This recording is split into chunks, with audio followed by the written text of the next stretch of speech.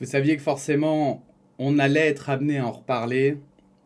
Et en réalité, j'ai même pas le temps de faire cette vidéo. Mais je trouve que c'est beaucoup trop important. Et surtout, je voulais quand même en discuter avec vous de la situation pour le moment qu'il y a en Ukraine. Mais pas seulement, mais surtout de la Russie et de sa rhétorique en fait. Pourquoi? Ça va être une vidéo un petit peu décousue, je vous le dis tout de suite, hein. J'ai pris un article quand même pour rebondir et pour garder dans le même principe, on va dire. Mais je vois passer beaucoup en fait, allez, je vais le dire comme ça, mais de désinformation. On a eu la désinformation avec le Covid, on a eu la désinformation maintenant, même encore avant, sur d'autres sujets, mais c'était moins mis en avant, hein.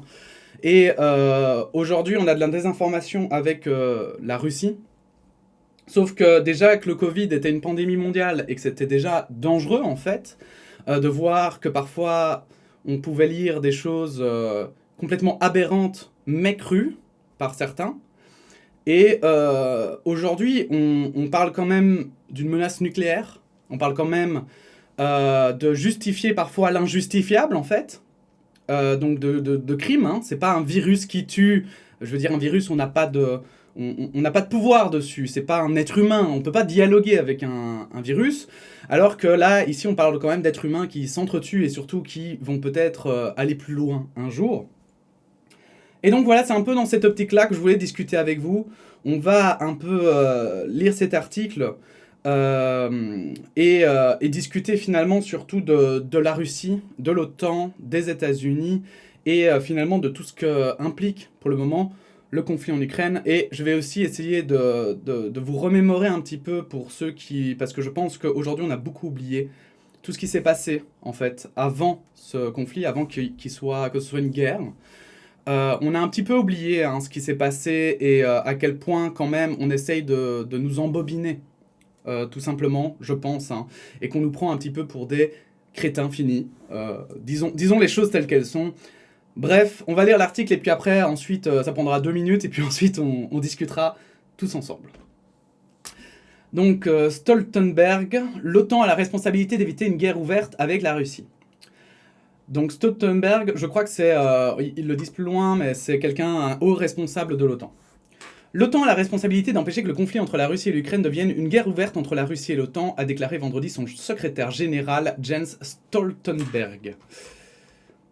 Nous avons la responsabilité d'empêcher que ce conflit s'intensifie au-delà des frontières de l'Ukraine et devienne une guerre ouverte entre la Russie et l'OTAN, a expliqué Jens Stoltenberg, en marge du forum diplomatique organisé par la présidence turque pour justifier le refus de l'Alliance Atlantique d'imposer une zone d'exclusion aérienne au-dessus de l'Ukraine pour protéger la population des bombardements russes. Une telle mesure signifierait être prêt à abattre des avions russes, a-t-il estimé, et nous amènerait très certainement à une guerre ouverte. Alors, déjà, juste sur le point d'abattre des avions russes, je pense sincèrement hein, que déjà, on pourrait négocier du fait que, déjà de ne pas tirer sur les avions russes, mais plutôt de les accompagner en dehors de l'Ukraine, comme on l'a fait pour des missions de l'OTAN. Alors, ça ne veut pas dire que forcément ils coopéreront, et ça ne veut pas dire que, voilà, et c'est vrai que du coup on devra se poser la question, qu'est-ce qu'on fait s'ils ne coopèrent pas? Mais je pense que la question doit être posée en fait, je pense que la réflexion doit être posée, et je pense que c'est dommage de la refermer aussi vite, mais soit. Et ce conflit, a-t-il prévenu, ajouterait davantage de souffrance, davantage de morts et de destruction. Nous apportons notre soutien à l'Ukraine et imposons des sanctions à la Russie, mais en même temps, j'ai demandé aux pays membres de déclarer que nous n'enverrions pas de troupes à l'OTAN au sol, ni d'avions de l'OTAN dans le ciel ukrainien, a encore précisé M. Stoltenberg. Une guerre insensée. Excusez-moi, j'ai été faire du vélo hier et depuis je tousse, je ne sais pas pourquoi. Le sport, ça vous tue. Le responsable de l'OTAN, dont la Turquie est membre, devait s'entretenir vendredi avec le président Recep Tayyip Erdogan au lendemain des premiers pourparlers entre les ministres russes et ukrainiens des Affaires étrangères dans la station balnéaire. Malgré l'échec de ces premières discussions directes à ce niveau, Mr. Stoltenberg a salué le rôle de la Turquie et jugé important de faciliter une solution politique au conflit en cours depuis le 24 février. Il a appelé le président russe Vladimir Poutine à mettre fin à cette guerre insensée et à trouver une solution politique. M. Poutine a de son côté affirmé voir des avancées positives dans les pourparlers avec l'Ukraine à l'occasion d'une rencontre avec son allié bélarus, Alexandre Loukachenko, vendredi. Alors, je pense qu'en fait, je pense que cet article est suffisant pour vous exposer un petit peu mon point de vue de la situation et surtout en fait mon inquiétude. Et bien sûr, je vous le dis tout de suite, donc je suis pas expert, j'ai juste beaucoup suivi l'Ukraine, j'ai beaucoup suivi la Russie aussi, et j'aime me tenir au courant en fait de ce qui se passe dans l'actualité, je vais le dire comme ça. Et je crois qu'en fait, je suis, entre guillemets, c'est pour ça que j'estime aussi que c'est intéressant de partager ma réflexion avec vous. C'est parce que même si elle n'est peut-être pas bonne, peut-être qu'elle n'est pas vraie, déjà, n'hésitez pas à rebondir dessus et à vous aussi commenter, à donner votre argumentaire. Euh, mais surtout, je pense que tout le monde n'a pas la chance forcément en fait de suivre les actualités comme je le fais, ou n'a pas forcément l'envie ou et donc j'estime que c'est quand même intéressant de savoir peut-être, d'avoir des informations supplémentaires qu'on a pu oublier ou pour lesquelles on ne pense plus. Et en fait, cette rhétorique de l'OTAN, hein, de ne pas vouloir déclarer la guerre à la Russie, me semble être une rhétorique stratégique extrêmement, extrêmement faible, je vais le dire comme ça. Enfin, faible, pas dans le sens, je vais dire, commun du terme, mais plus dans le sens stratégique du terme. Je pense sincèrement qu'en fait, euh, personne ne veut de la guerre. Voilà, je le dis direct, hein, je suis pas pro-guerre, vous le savez très bien, si vous me suivez depuis un moment, vous savez à quel point la guerre, moi je trouve que c'est un désastre sans nom. Dans l'art de la guerre, d'ailleurs, de Sun Tzu, il n'arrête pas de dire que dans la guerre, il n'y a que des perdants. En fait, dans l'art de la guerre, si vous ne l'avez jamais lu, quand même, la règle numéro 1, c'est de ne pas faire la guerre, hein, de gagner sans faire la guerre. C'est comme ça qu'on gagne, en fait, pour Sun Tzu. Et en fait, la guerre, c'est vraiment l'ultime recours. Et c'est pour ça qu'en fait, ce livre, d'ailleurs, existe. C'est parce que ces généraux, hein, puisqu'ils sont probablement plusieurs à l'avoir fait, ces généraux eh bien, ont estimé que c'était important d'expliquer quand même les règles à suivre lorsque l'inévitable arrive, c'est-à-dire la guerre.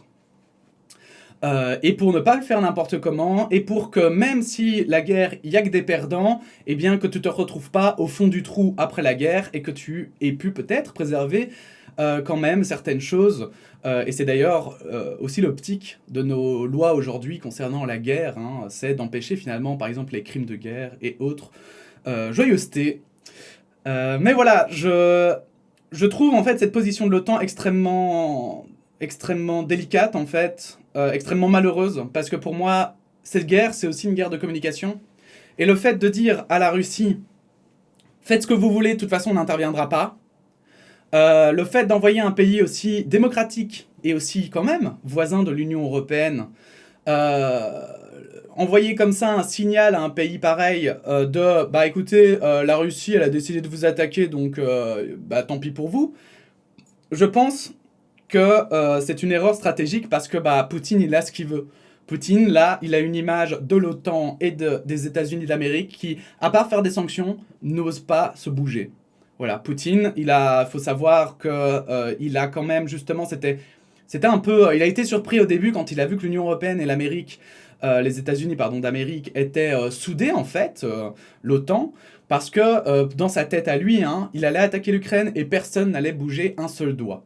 D'accord. Donc il a eu un peu peur au début parce qu'il a vu que les pays se bougeaient, il a vu des sanctions comme, je pense, plus fortes que ce qu'il espérait, et je crois qu'il avait peur que ça dégénère. C'est pour ça que très vite, par exemple, il a évoqué son arsenal nucléaire, et que très vite, il a aussi commencé à menacer tous les pays qui oseraient un tant soit peu trop aider l'Ukraine à son goût. Cependant, j'ai un gros problème, parce que là, par exemple, je vous dis ça, et il y a des gens qui vont rétorquer, qui vont répondre « Oui, mais en même temps, cette guerre, si on regarde au fond, hein, c'est l'OTAN qui l'a provoquée. Parce que l'OTAN, ils allaient prendre l'Ukraine alors qu'ils avaient promis qu'ils ne le feraient jamais. Et puis en plus, l'OTAN, ils ont fait la guerre dans d'autres pays, etc. » Et c'est pour ça aussi que j'avais envie d'en parler, parce que je pense que, en fait, on mélange tout. On mélange tout. Aujourd'hui, c'est un truc de fou. C'était la même chose avec le Covid. Les gens, comme voilà, je n'aime pas les sociétés pharmaceutiques, donc forcément le vaccin il est pourri. Vous savez, c'est un peu comme si moi je me disais, bah voilà, j'aime pas le système russe, donc du coup forcément les Russes c'est des cons. Ça n'aurait aucun sens.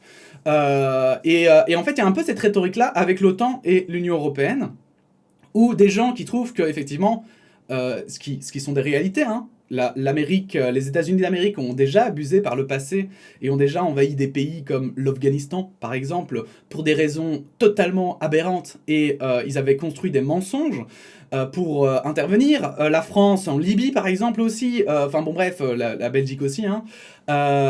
L'Union Européenne a déjà fait aussi des coups bas et tout. Oui, c'est vrai. Mais ça veut pas dire que les événements qui se passent aujourd'hui et que la Russie est en train de faire, est en train de commettre, les actions qu'elle commet, sont acceptables en fait. Vous savez, si je baffe quelqu'un dans la rue, ça veut pas dire que tout le monde a le droit en échange de me baffer une fois, hein. En fait, ça c'est des rhétoriques très vieilles, très archaïques en fait. De ah ben si je te donne ben voilà œil pour œil, dent pour dent en fait, hein. Pourquoi cette rhétorique ne marche pas? Je vous invite à vous renseigner justement sur la justice et sur le fonctionnement de la justice, sur les arguments de la justice, pour expliquer qu'en fait, œil pour œil, dent pour dent, ça ne calme pas les crimes. C'est pour ça qu'on a enlevé aussi la peine de mort, en fait. Donc, voilà, en fait, il y a déjà ce premier argument-là, qui est pour moi, voilà, en fait, c'est pas parce que les autres font de la merde que tu dois faire de la merde, d'accord? Pour moi, c'est justement la rhétorique qui emmène toutes les civilisations à leur perte, parce que, bah, voilà, vu que Poutine, il fait de la merde, du coup, là, maintenant, ça veut dire que nous aussi, on peut aller commencer, tout à coup, aller envahir un pays, hein, qui nous plaît, et si tout le monde commence à faire comme Poutine, bah, c'est la guerre mondiale, donc, voilà. Mais ensuite, aussi, il y a le fait, quand je disais, on mélange tout, c'est que, en fait, les événements, on les prend normalement un par un.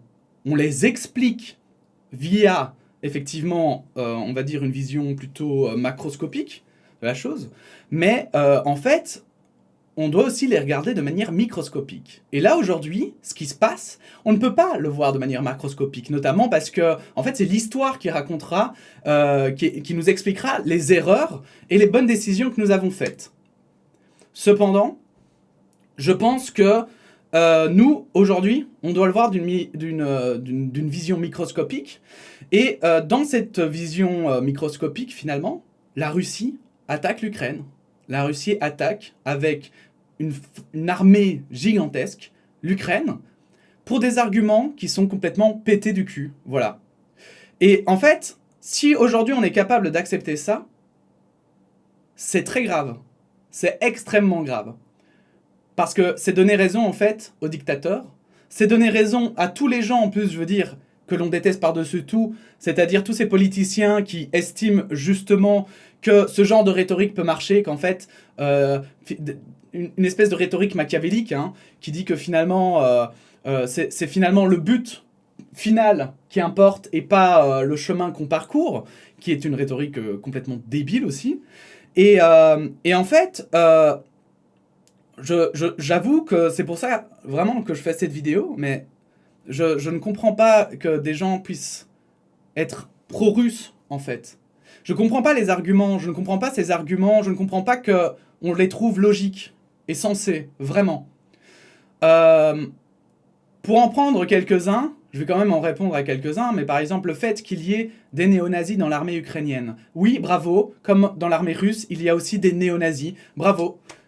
Félicitations. Je vous invite à vous renseigner sur le groupe, notamment Wagner, hein, qui soi-disant n'est pas lié à la Russie, mais qui utilise des bases militaires russes, où effectivement, il y a des néo-nazis dedans, hein, sans foi ni loi, et qui tuent, hein, sans vergogne. Hein. Maintenant, si vous préférez qu'on prenne carrément dans nos pays démocratiques, on peut parler du fait que il y avait un néo-nazi dans l'armée belge, hein, je vous rappelle, qui s'est terré dans une forêt et qu'on a recherché pendant 2 semaines. Donc il y a d'ailleurs la vidéo normalement qui est quelque part sur la chaîne, hein, Jürgen Konings, si vous tapez ça vous trouverez.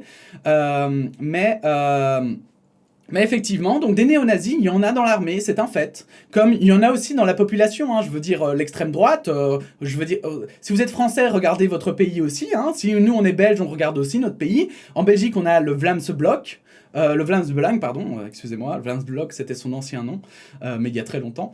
Le Vlaams Belang qui est un parti d'extrême droite, et si vous regardez dans ce parti d'extrême droite, vous trouverez aussi des néo-nazis, et en France c'est la même chose, hein. Dans le parti de Zemmour ou dans le parti de Marine Le Pen, vous trouverez des néo-nazis. Voilà, surprise en fait, on est une société, et dans une société, il y a beaucoup d'opinions différentes, et dont des opinions extrêmes, et du coup ces gens existent, c'est un fait effectivement. Mais est-ce que pour autant la Belgique et l'Union Européenne va envahir la France parce que, soi-disant, il y a des néo-nazis en France? Dites les gars, sérieux? Je vous rappelle que cet argument pourrait totalement être utilisé, hein. Parce que vous dites... Parce qu'on entend ça, hein. Poutine parlait de néo-nazisme en Ukraine, qu'il y a eu quand même une révolution qui a amené... Mais est-ce que vous avez vu quand même aussi la rhétorique de Emmanuel Macron, ou pas? Genre, ces 5 dernières années, vous étiez où? Je veux dire, il y en a plein de gens qui ont trouvé que c'était scandaleux comment il agissait envers les gilets jaunes, comment les manifestations étaient gérées, comment aussi il gérait avec des 49.3, hein, des lois comme ça qui voulaient faire absolument passer... les gars, je veux dire, l'argumentaire de... On doit dénazifier une population, un pays, vous pouvez le prendre aujourd'hui pour quasiment n'importe quel pays, hein. Je veux dire, c'est vraiment... Enfin, donc moi, ça me bute. Ça me bute vraiment. Je vous jure, je comprends pas, quoi. Mais c'est pas le seul argument, hein. C'est pas le seul argument. Il y a le fameux argument de... Oui, mais l'Ukraine allait rejoindre l'OTAN. Alors, l'Ukraine voulait postuler, hein. C'est très différent. Postuler pour appartenir, effectivement, pour faire partie de l'OTAN. Vous savez, on peut se dire c'est scandaleux, comme on peut se dire aussi, en fait, c'est normal. Parce que, je sais pas si vous êtes au courant, mais la Russie attaque l'Ukraine, là. D'accord ? Et l'OTAN n'aide pas l'Ukraine. Est-ce que, peut-être, il n'y aurait pas une logique derrière? Est-ce que finalement l'Ukraine n'avait pas raison de chercher des alliés qui étaient proches de ses idées?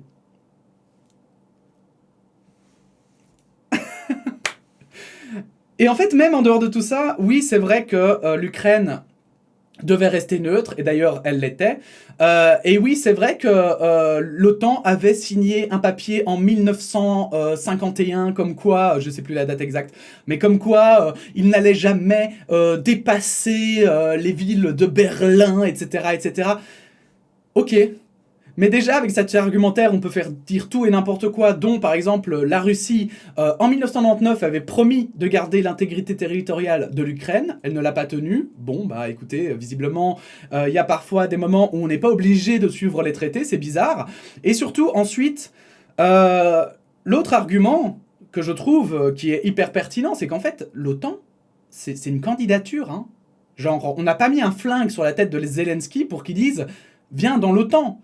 En plus, il postulait. Il le postulait. Postuler, vous savez, enfin, vous avez déjà postulé à un emploi? Mais c'est la même chose. C'est pas parce que vous postulez à un emploi que vous allez forcément être pris, en fait, hein. Vous savez? Parce que justement, bah, votre employeur, enfin, votre potentiel employeur, il va réfléchir, mais est-ce que je peux le prendre? Il va peut-être regarder votre CV, se dire est-ce qu'il a les compétences? Est-ce qu'en fait, on a raison de le faire? Et si en plus c'est une société qui marche avec un conseil d'administration, peut-être qu'ils vont regarder ensemble, j'en sais rien, mais... Donc non, cet argument ne marche pas. Ça ne marche pas, ça ne veut rien dire de dire que tout à coup l'Ukraine allait entrer dans l'OTAN. C'est un raccourci fait, mais hyper vite. Pareil pour l'Union Européenne. Donc maintenant, ils postulent à l'Union Européenne, mais regardez comme c'est compliqué de rentrer dans l'Union Européenne. Ça prend des années. Genre... s'il vous plaît, merde, vraiment, s'il vous plaît, quoi. Vraiment. Donc ça, ce sont des arguments qui ont déjà été avancés et que, personnellement, je ne peux pas comprendre. Et là, en fait, on va passer, on va dire, un peu à la seconde partie de mon opinion. Oui, je vais le dire, c'est plutôt une opinion, hein, avec mes connaissances. Mais je vous invite encore une fois à partager calmement, bien sûr. J'exagère parfois aussi un peu, je me laisse un peu aller parce que c'est plus drôle aussi pour vous et plus agréable à regarder.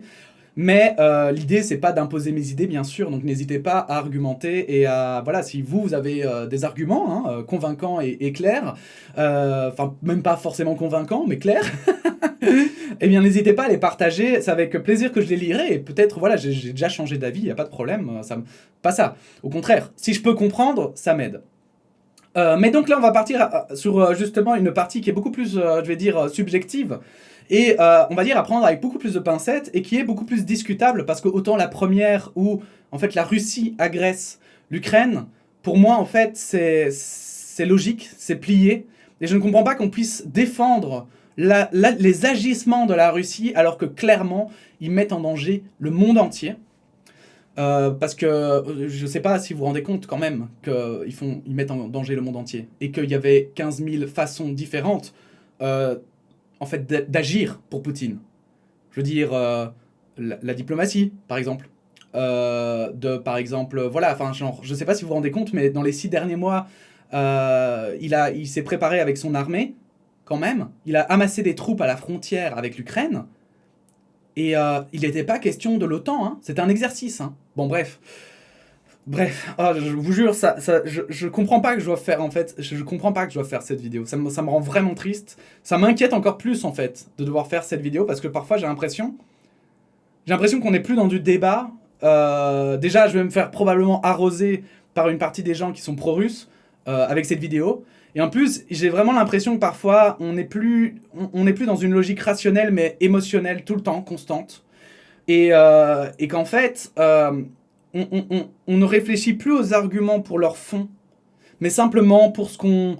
Voilà, pour se rassurer soi-même, Et donc, passons à cette seconde partie, parce que sinon je vais encore prendre 3 plombes et j'ai pas le temps. Doit-on déclarer la guerre à la Russie ? Parce qu'en fait, je pense que on va régler la question comme ça, et c'était pour ça que j'avais pris cet article d'ailleurs. En fait, il y a aussi tout un débat autour de est-ce qu'on doit plus aider l'Ukraine ou moins.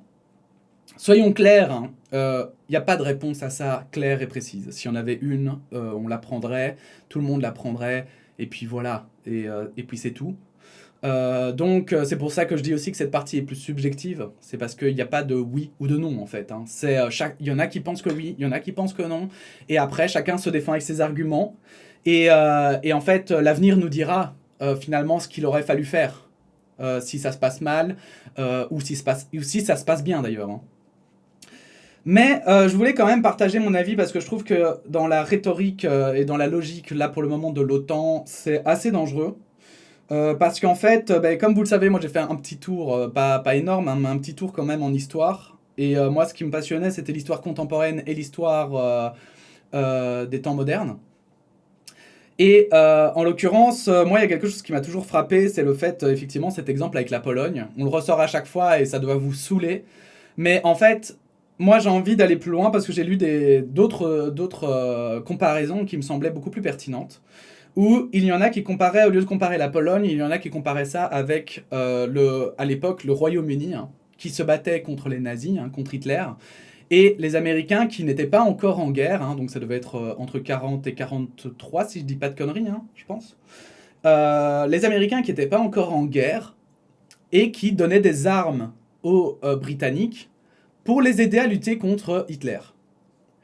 Et donc comme ça, on avait un énorme pays, hein, qui attaquait du coup un tout petit, parce que comparé à l'Angleterre à l'époque, l'Allemagne était beaucoup plus grosse.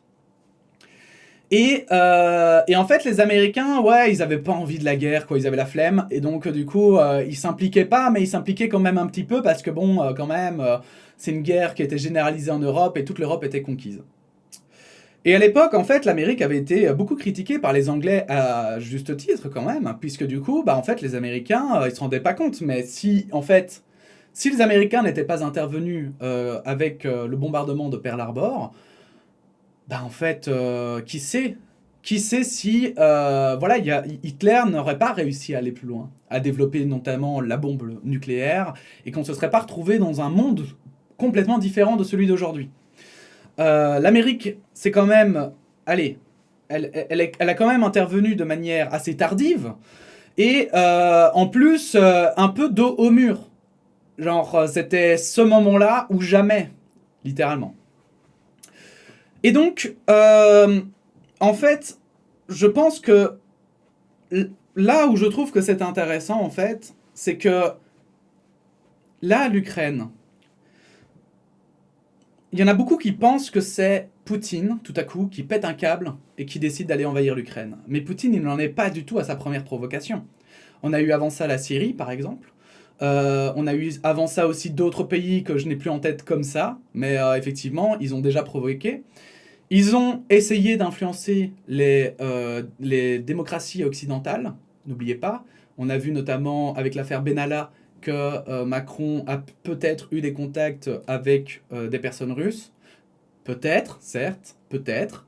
Mais je trouve que peut-être c'est déjà assez intéressant. En Amérique, on sait que Trump a eu des contacts. Alors, ne me dites pas qu'il a été blanchi. Il n'a pas été blanchi. Il manquait de preuves. D'accord ? Il manquait de preuves pour le poursuivre. Ça ne veut pas dire qu'il est innocent. D'accord ? Il y avait effectivement des collusions. C'est juste qu'ils ne savaient pas prouver qu'ils n'avaient pas assez de preuves que pour vraiment que ça tienne devant un juge. On a eu aussi, justement, en Belgique aussi, des attaques informatiques de la part de la Russie. Mais bref, je pense que on se rend pas compte aussi, oui, quand même, ça je vais quand même le dire aussi, parce que c'est important, les avions russes, vous avez conscience que depuis 20 ans, ils volent au-dessus des pays slaves, qui volent jusqu'en Belgique, avant d'être ramenés gentiment chez eux par des chasseurs belges, français ou anglais. Vous savez ça ? Ou bien, en fait, on décide de tout... Enfin, voilà, justement, d'oublier, en fait. Parce que, justement, si on est dans une logique en plus, hein, d'autant plus si on est dans une logique de « Mais oui, mais un tel a fait ça avant, un tel a fait ça... » Ben, la Russie, elle en est pas du tout à son coup d'essai. Hein. La Russie, elle n'a pas arrêté d'essayer d'emmerder ses voisins. Et je veux dire, mais c'est plus que de les emmerder quand même. C'est de les provoquer carrément. Et je pense qu'on ne se rend pas compte à quel point l'Union européenne et l'OTAN s'est écrasée. En Syrie, on est intervenu très tardivement pour soi-disant la chasse aux terroristes, enfin, en grande partie. Mais la Russie, elle est intervenue bien plus tôt pour aider son pote Bachar. Enfin, et on n'a rien fait. On a regardé de loin, quoi. Et là, maintenant, avec l'Ukraine, on refait la même chose. Et il y en a qui disent, oui, mais on ne doit pas intervenir parce que sinon, c'est la Troisième Guerre mondiale. Comme ce cher monsieur Stoltenberg, hein, qui nous dit, bah, si on intervient, si on fait une no-fly zone, hein, donc une no-fly zone, pour ceux qui ne savent pas ce que c'est une zone d'exclusion aérienne, en fait. Donc ça voudrait dire que l'OTAN dit, bah voilà, là, des avions russes ne peuvent plus voler au-dessus de l'Ukraine. Eh bien, il dit, ce sera la Troisième Guerre mondiale et on veut éviter ça. Mais est-ce qu'on évite vraiment ça ? Est-ce que là, l'OTAN évite la Troisième Guerre mondiale, ou bien en fait, elle la repousse, simplement ? Est-ce que Poutine va-t-il vraiment s'arrêter à l'Ukraine ? Alors que là, sachant qu'il est déjà banni des zones aériennes, par exemple, hein, de toute l'Union européenne et de l'Amérique notamment, hein, entre autres, il a quand même franchi les limites territoriales de la Norvège, ainsi que de la Lettonie. Je crois que c'était la Lettonie. Est-ce que, en fait, est-ce qu'il n'y a pas un moment donné, en fait, où Poutine, il n'a pas juste envie, en fait, de faire son dictateur et d'essayer d'envahir le monde ? Et en fait, moi, ce qui me dérange, parce que donc, on peut se dire, c'est prudent, en fait, de ne pas intervenir en Ukraine. Mais selon moi, en fait, ne pas agir n'est pas forcément prudent. Dans le sens où, là, pour le moment, si on intervient en Ukraine, on a des arguments, quand même, à faire valoir auprès de l'ONU, auprès des alliés aussi, de la Russie, quand même, parce qu'on ne vit pas dans un monde isolé non plus, donc on ne veut pas d'une guerre mondiale, c'est important. On peut aussi, pour moi, hein, faire des traités, faire des propositions, promettre aussi, par exemple, moi, ce que je ne comprends pas, c'est de ne pas promettre auprès de l'ONU, voilà, que effectivement, il y aura pas d'autres actions que de la défense de l'Ukraine, par exemple. Pourquoi c'est vraiment impensable, en fait, de s'engager à ça ? Et là, on arrive, pour moi, à un problème qui est effectivement plus politique, et qui est que je pense qu'il y a des pays qui ne veulent pas s'engager à ça, effectivement, et qui ne veulent pas, qui hésitent finalement, et qui se disent, bon, mais si on rentre dans le tas, on rentre complètement ou pas. Enfin, voilà, il doit y avoir des discussions stratégiques hyper intéressantes, je n'en doute pas. Mais en fait, là, si on n'intervient pas en Ukraine, d'accord ? Que Poutine voilà, parce qu'on va pas se mentir, mais l'Ukraine, ils ont déjà valeureusement tenu. C'est déjà exceptionnel ce qu'ils ont fait, mais ils vont pas tenir indéfiniment. Quand Poutine aura l'Ukraine, si à un moment donné il décide d'attaquer l'OTAN, rappelons-nous un petit peu de comment il a fait sa stratégie. D'abord, il a massé des troupes à la frontière en disant que ça n'allait être que des exercices. D'accord ? On va partir de là, vraiment, du moment où on savait, enfin on se doutait qu'il allait se passer quelque chose. On ne pouvait pas lui faire confiance. Il a juré sur ses grands morts qu'il n'attaquerait jamais l'Ukraine. Vous vous souvenez de ça ? De ces moments où il a promis sur la tête de toute sa famille ainsi que de tous les Russes du monde qu'il n'attaquerait jamais l'Ukraine. Vous vous souvenez de ça ? Qu'il parlait en termes quand même assez forts, hein, que l'Union, enfin voilà, que l'OTAN était paranoïaque, hein, qu'en fait c'était juste des exercices classiques. Vous vous souvenez de ça ? Bon bref. Donc une fois que Poutine, une fois qu'il avait massé ses troupes à la frontière, il y a eu cette stratégie qui a quand même payé, hein, de l'Amérique de dire quasiment tous les jours que la Russie allait envahir. Et puis en fait, là je vais parler en termes de stratégie militaire, l'Ukraine a été attaquée de partout, bombardée, directement, sur les sites stratégiques. D'accord ? Maintenant, pourquoi ils ont fait ça ? Parce que logiquement, ils allaient attaquer toute l'Ukraine en une fois et pas juste les côtés les plus protégés, ça n'avait pas de sens. Mais alors du coup, imaginons que Poutine se dise qu'il va attaquer l'OTAN, d'accord ? Un point sur lequel on est d'accord quand même, c'est que c'est pas non plus... Autant je ne pense pas que ce soit le roi des intelligents, autant je ne pense pas non plus que ce soit le roi des débiles. Donc, du coup, imaginons qu'il essaye d'envahir l'OTAN. D'accord. Quand il aura décidé d'envahir l'OTAN, nous déjà on aura un coup de retard. Et ensuite, s'il décide d'attaquer l'OTAN avec la logique qu'il a eue en Ukraine, est-ce qu'on est forcément à l'abri en fait ? Est-ce qu'on ne pense pas que finalement, s'il doit attaquer l'Europe, par exemple, hein, parce que l'Amérique, on va pas se mentir, c'est quand même très loin, s'il doit attaquer l'Union européenne, est-ce qu'il n'attaquera pas finalement des endroits stratégiques derrière ces lignes à l'est ? Et ces endroits stratégiques, c'est quel pays selon vous ? Je vous laisse 10 secondes. Parce qu'en fait, moi j'habite à Bruxelles, et par exemple, Bruxelles, stratégiquement parlant, vous imaginez ? Ils bombardent Bruxelles. Avec un de ces missiles inarrêtables là, supersoniques. Il y a le siège de l'OTAN, le siège de l'Union Européenne, disparu. Alors imaginez qu'en plus, ils fassent ça sur plusieurs capitales en même temps, par exemple. Donc en fait, tout ce que je veux dire, je dis pas qu'il le fera, hein, bien sûr. Franchement, on n'en sait rien. Mais ce que je veux juste remettre en perspective, parce que c'est ce qu'a fait notamment Hitler, en fait. Hein. C'est que il a tout attaqué en même temps, aussi. Et on regardait de loin quand il allait en Pologne, qu'il avait annexé, soi-disant, parce que y avait plus d'Allemands en Autriche-Hongrie. Alors du coup, allez, c'est bon, on prend l'Autriche-Hongrie. Enfin, je pense sincèrement que, en fait, je ne pense pas qu'en tout cas, affirmer que l'OTAN jamais, au grand jamais, n'interviendra en Ukraine est une stratégie qui me rassure, moi. Je crois que, justement, au contraire, je trouve ça inquiétant, en fait, que Poutine n'ait qu'à dire si vous faites ça, c'est la Troisième Guerre mondiale. Donc, c'est vraiment à toutes les sauces. Hein. Si vous envoyez des avions en Ukraine pour les Ukrainiens, c'est la Troisième Guerre mondiale. Si vous acceptez des avions ukrainiens sur votre sol, c'est la Troisième Guerre mondiale. Et toutes les choses qui lui plaisent pas, c'est la Troisième Guerre mondiale. Hein. Donc,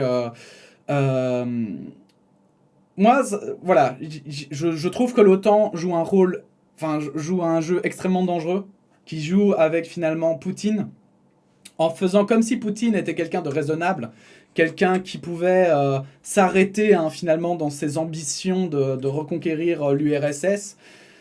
Et je pense que c'est vraiment très dangereux d'envoyer le message à Poutine qu'il a raison de penser qu'on est effectivement là que pour regarder de loin parce qu'on a trop peur de la guerre. Parce qu'il y a quand même, je pense, hein, une chose qu'il faut retenir, c'est qu'au fond, on a peur de la bombe atomique. d'accord? Et moi aussi, hein, je veux dire, ce serait débile de ne pas avoir peur d'une arme qui peut annihiler autant de personnes en si peu de temps. Mais si Poutine utilise la bombe atomique, les gars, on est tous morts, hein. Mais je veux dire, toute la Terre est morte. Quand même. Genre, en fait, c'est fini de l'humanité. Donc, est-ce qu'en fait, c'est une peur raisonnable? Ou bien est-ce que finalement, c'est pas Poutine qui en profite pour justement justifier l'injustifiable et empêcher empêcher l'intervention d'autres parties dans son plan machiavélique de conquérir le monde? Bref, voilà, je voulais vous partager tout ça parce que je trouvais que c'était peut-être intéressant à partager. Dites-moi, vous, évidemment, ce que vous en pensez en commentaire, hein. N'hésitez pas. J'espère, peut-être que vous serez plus optimiste que moi et j'espère que vous aurez raison. Encore une fois, je n'estime pas avoir la vérité, la réalité. C'est juste que je pense que la stratégie, c'est pas juste, voilà, justement la guerre. Il n'y a pas qu'une solution à la guerre, mais que quand c'est la guerre, il faut savoir penser à plusieurs choses. Et un peu aussi, la meilleure défense, c'est l'attaque. Sans pour autant, voilà, je veux pas... Enfin voilà, je pousse pas au conflit. Moi non plus, j'ai pas envie d'une troisième guerre mondiale. Mais je pense que comme ça, affirmer haut et fort que jamais, au grand jamais, nous nous engagerons dans une guerre parce qu'on a trop peur, je suis pas sûr que ce soit une bonne stratégie. Bref, prenez soin de vous. Ne vous laissez quand même pas trop déprimer par les nouvelles. N'hésitez pas d'ailleurs à aller regarder parce qu'il y a beaucoup de mouvements hein, pour le moment. La baie d'émission, mes streams, etc. Hein, si vous voulez plutôt penser à autre chose. Et puis sinon, on se dit à bientôt pour de nouvelles actualités. Hein, simplement. Allez. Merci d'avoir regardé cette vidéo jusqu'ici. Et puis, la bise. Hein. À bientôt.